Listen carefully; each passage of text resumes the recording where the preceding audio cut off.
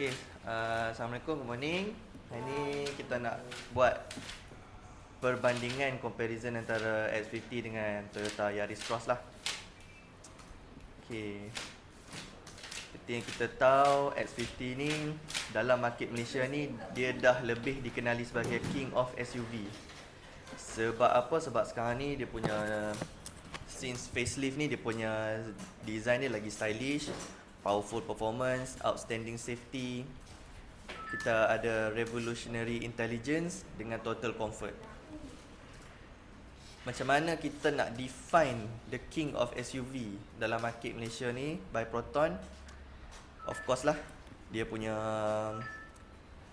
superior performance, iaitu dia pakai engine 1.5 IGT.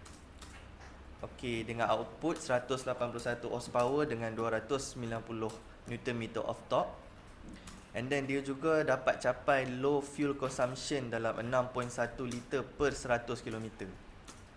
Kemudian dari segi intelligence, kita juga ada masukkan high proton dalam bahasa Melayu lah.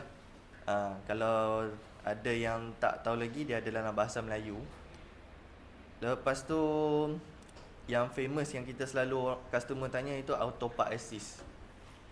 Iaitu antara famous feature yang selalu customer tanyalah. Lepas tu dari segi after sale, kita memang boleh lawan lah daripada servis. Kita punya service network ni dalam satu Malaysia ada 187 outlet. Berbanding dengan Toyota, kita lagi banyak lah. Okay, kita punya komitmen to customer ni, kita punya servis selalunya cepat lagi lah.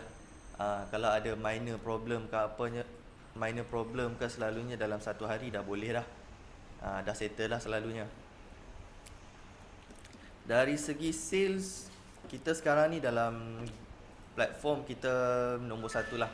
X50 since 2020 kita dah jual lebih daripada 1.2 juta unit globally, dan termasuk dengan pasaran ekspor ke luar negara lah.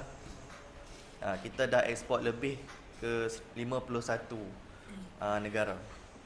Dari segi pasaran tempatan pula, kita dah jual lebih 160,000 unit since dilancarkan dari tahun 2020.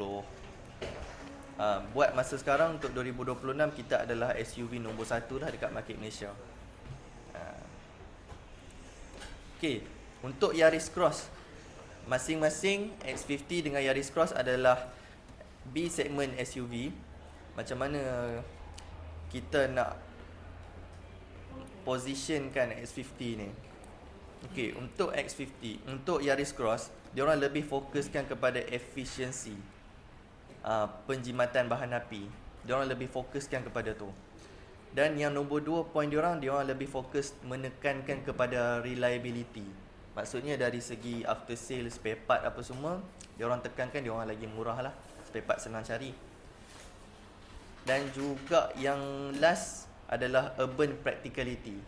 Since diorang fokuskan kepada efisiensi, penjimatan bahan api, diorang claim yang Yaris Cross ni boleh capai penjimatan bahan api dalam city driving, sebab diorang ada hybrid lah.